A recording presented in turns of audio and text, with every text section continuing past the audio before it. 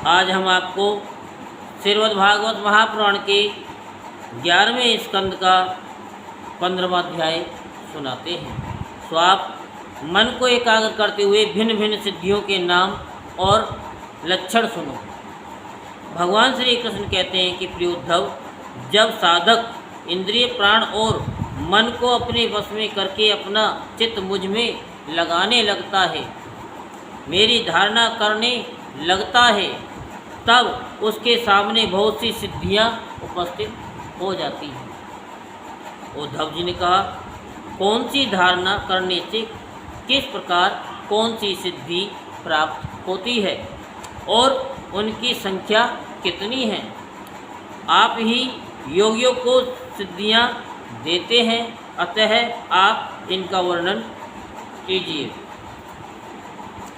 भगवान श्री कृष्ण ने कहा, प्रिय उद्धव, धारणा योग के पारगामी योगियों ने 18 प्रकार की सिद्धियां बतलाई हैं। कितने प्रकार की? उनमें 8 सिद्धियां तो प्रधान रूप से मुझ में ही रहती हैं और दूसरों में न्यून तथा 10 सत्गुण के विकास से भी मिल जाती हैं। उनमें 3 सिद्धियां तो शरीर की हैं, अणिमा, महिमा और लघिमा। इंद्रियों की एक सिद्धि है प्राप्ति, लौकिक और पारलौकिक पदार्थों का इच्छानुसार अनुभव करने वाली सिद्धि प्राकम्य है। माया और उसके कार्यों को इच्छानुसार संचालित करना ईशिता नाम की सिद्धि है। विषयों में रहकर भी उनमें आसक्त न होना वशीता है और जिस जिस सुख की कामना करे उसकी सीमा तक पहुंच जाना कामावसायिता नाम की 8वीं सिद्धि है। ये 8 सिद्धियां मुझ में स्वभाव से ही रहती हैं और जिन्हें मैं देता हूँ उन्हीं को अंशतः प्राप्त होती है। इनके अतिरिक्त और भी कई सिद्धियां हैं। शरीर में भूख प्यास आदि वेगों का न होना, बहुत दूर की वस्तु देख लेना और बहुत दूर की बात सुन लेना और मन के साथ ही शरीर का उस स्थान पर पहुंच जाना, जो इच्छा हो वही रूप बना लेना, दूसरे शरीर में प्रवेश करना, जब इच्छा हो तभी शरीर छोड़ना, जैसे पिता भीष्म जी ने। अप्सराओं के साथ होने वाली देव क्रीड़ा का दर्शन, संकल्प की सिद्धि, सब जगह सबके द्वारा बिना ननु नच के आज्ञा पालन, ये 10 सिद्धियां सत्गुण के विशेष विकास से होती हैं। भूत भविष्य और वर्तमान की बात जान लेना, शीत उष्ण सुख दुख और राग द्वेष आदि द्वंद्वों के बस में न होना, दूसरे के मन आदि की बात जान लेना, अग्नि सूर्य जल विष आदि की शक्तियों को स्तंभित कर देना और किसी से भी पराजित न होना, ये 5 सिद्धियां भी योगियों को प्राप्त होती हैं। प्रिय उद्धव, योग धारणा करने से जो सिद्धियां प्राप्त होती हैं उनका मैंने नाम निर्देश के साथ वर्णन कर दिया। अब किस धारणा से कौन सी सिद्धि कैसे प्राप्त होती है ये बतलाता हूँ, ध्यान से सुनो। प्रिय उद्धव, पंचभूतों की सूक्ष्म मात्राएं मेरा ही शरीर है। जो साधक केवल मेरे उसी शरीर की उपासना करता है और अपने मन को तदाकार बनाकर उसी में लगा देता है, अर्थात मेरे तन मात्रात्मक शरीर के अतिरिक्त और किसी भी वस्तु का चिंतन नहीं करता, उसे अणिमा नाम की सिद्धि अर्थात पत्थर की चट्टान आदि में भी प्रवेश करने की शक्ति अणुता प्राप्त हो जाती है। महतत्व के रूप में भी मैं ही प्रकाशित हो रहा हूँ और उस रूप में समस्त व्यवहारिक ज्ञानों का केंद्र हूँ, जो मेरे उस रूप में अपने मन को महतत्वाकार करके तन्मय कर देता है, उसे महिमा नाम की सिद्धि प्राप्त होती है। और इसी प्रकार आकाश आदि पंचभूतों में जो मेरे ही शरीर हैं, अलग अलग मन लगाने से उनकी महत्ता प्राप्त हो जाती है। ये भी महिमा सिद्धियों के ही अंतर्गत हैं, जो योगी वायु आदि चार भूतों के परमाणुओं को मेरा ही रूप समझकर चित्त को तदाकार कर देता है, उसे लघिमा सिद्धि प्राप्त हो जाती है, जो परमाणु रूप काल के समान सूक्ष्म वस्तु बनने का सामर्थ्य प्राप्त हो जाता है। जो सात्विक अहंकार को मेरा स्वरूप समझकर मेरे उसी रूप में चित्त की धारणा करता है, वह समस्त इंद्रियों का अधिष्ठाता हो जाता है। मेरा चिंतन करने वाला भक्त इस प्रकार प्राप्ति नाम की सिद्धि प्राप्त कर लेता है। जो पुरुष मुझ महतत्वाभिमानी सूत्रात्मा में अपना चित्त स्थिर करता है, उसे मुझ अव्यक्त जन्मा सूत्रात्मा की प्राक्काम्य नाम की सिद्धि प्राप्त होती है, जिससे इच्छानुसार सभी भोग प्राप्त हो जाते हैं। जो त्रिगुणमयी माया के स्वामी मेरे काल स्वरूप विश्व रूप की धारणा करता है, वह शरीरों और जीवों को अपनी इच्छानुसार प्रेरित करने की सामर्थ्य प्राप्त कर लेता है। इस सिद्धि का नाम ईशित्व है, जो योगी मेरे नारायण रूप में जिसे तुरीय और भगवान भी कहते हैं, मन को लगा देता है। मेरे स्वाभाविक गुण उसमें प्रकट होने लगते हैं, उसे वसिता नाम की सिद्धि प्राप्त हो जाती है। निर्गुण ब्रह्म भी मैं ही हूँ, जो अपना निर्मल मन मेरे इस ब्रह्म स्वरूप में स्थित कर लेता है, उसे परमानंद स्वरूपणी कामवासीयता नाम की सिद्धि प्राप्त होती है। इसके मिलने पर उसकी सारी कामनाएं पूर्ण हो जाती हैं, समाप्त हो जाती हैं। प्रिय उद्धव, मेरा वह रूप जो श्वेत दीप का स्वामी है, अत्यंत शुद्ध और धर्म में है, जो उसकी धारणा करता है, वह भोग प्यास जन्म मृत्यु और शोक मोह इन 6 उर्मियों से मुक्त हो जाता है और उसे शुद्ध स्वरूप की प्राप्ति होती है।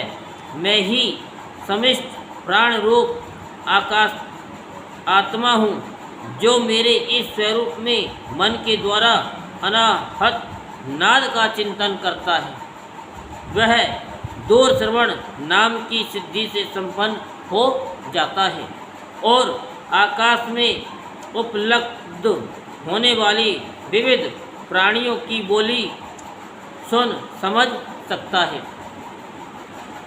जो योगी नेत्रों को सूर्य में और सूर्य को नेत्रों में संयुक्त कर देता है और दोनों के संयोग में मन ही मन मेरा ध्यान करता है, उसकी दृष्टि सूक्ष्म हो जाती है, उसे दूरदर्शन नाम की सिद्धि प्राप्त होती है और वह सारे संसार को देख सकता है। मन और शरीर को प्राणवायु के सहित मेरे साथ संयुक्त कर दे और मेरी धारणा करे, तो इससे मनोजव नाम की सिद्धि प्राप्त हो जाती है। इसके प्रभाव से वह योगी जहाँ भी जाने का संकल्प करता है वहीं उसका शरीर उसी क्षण पहुँच जाता है। जिस समय योगी मन को उपादान कारण बनाकर किसी देवता आदि का रूप धारण करना चाहता है तो वह अपने मन के अनुकूल वैसा ही रूप धारण कर लेता है।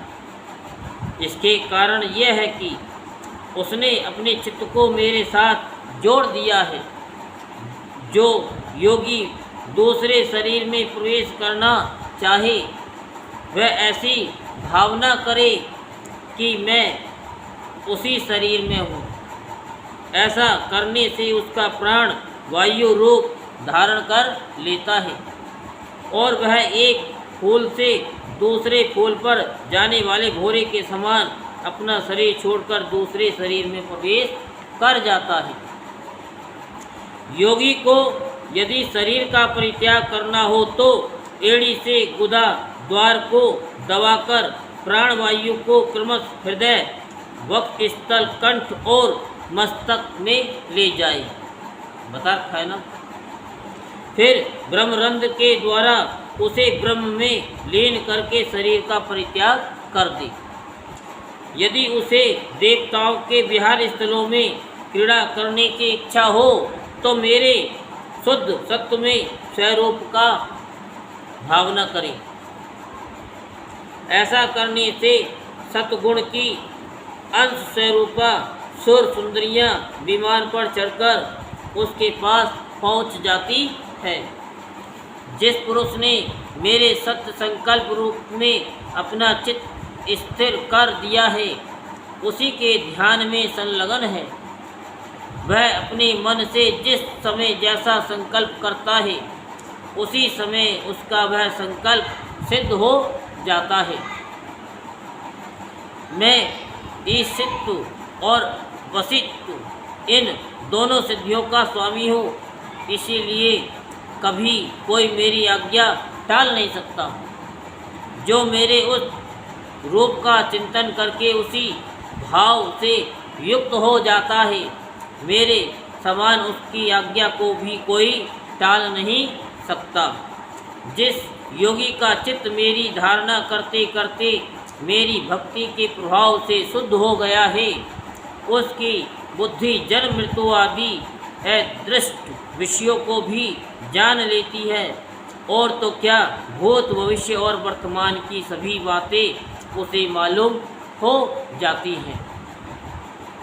जैसे जल के द्वारा जल में रहने वाले प्राणियों का नाश नहीं होता वैसे ही जिस योगी ने अपना चित्त मुझ में लगाकर शिथिल कर दिया है उसके योग में शरीर को अग्नि जल आदि कोई भी पदार्थ नष्ट नहीं कर सकते।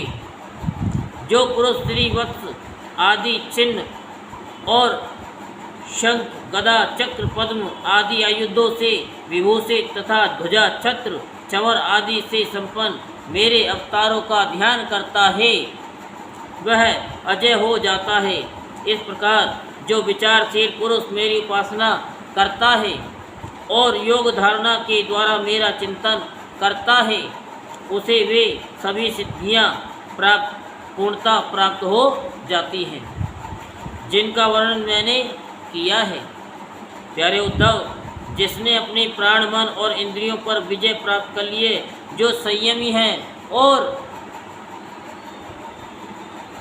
मेरे ही स्वरूप की धारणा कर रहा है उसके लिए ऐसी कोई भी सिद्धि नहीं है। जो दुर्लभ हो उसे तो सभी सिद्धियां प्राप्त ही हैं, परंतु श्रेष्ठ पुरुष कहते हैं कि जो लोग भक्ति योग अथवा ज्ञान योग आदि उत्तम योग का अभ्यास कर रहे हैं, जो मुझसे एक हो रहे हैं, उनके लिए इन सिद्धियों का प्राप्त होना एक विघ्न ही है, क्योंकि इनके कारण व्यर्थ ही उनके समय का दुरुपयोग होता है।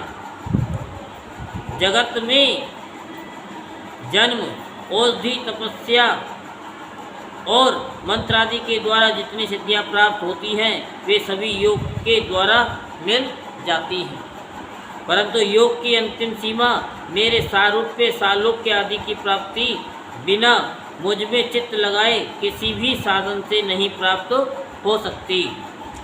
ब्रह्मवादियों ने बहुत से साधन बतलाए हैं, योग, सांख्य और धर्म आदि। उनका एवं समस्त सिद्धियों का एकमात्र में ही हेतु स्वामी और प्रभु हूँ। जैसे स्थूल पंच भूतों में बाहर भीतर सर्वस्व सूक्ष्म पंच महाभूत ही है। सूक्ष्म भूतों के अतिरिक्त स्थूल भूतों की कोई सत्ता ही नहीं है। वैसे ही मैं समस्त प्राणियों के भीतर दृष्टा रूप से और बाहर दृश्य रूप से स्थित हूँ। मुझ में बाहर भीतर का भेद भी नहीं है, क्योंकि मैं निरावरण एक अद्वितीय आत्मा हूँ। यही श्रीमद् भागवत महापुराण के 11वें स्कंद का 15वां अध्याय संपूर्ण होता। बोल वृंदावन बिहारी लाल की जय, बोल बाकी बिहारी लाल की जय। जय जय श्री राधे श्याम, जय जय श्री राधे श्याम, जय जय श्री राधे श्याम।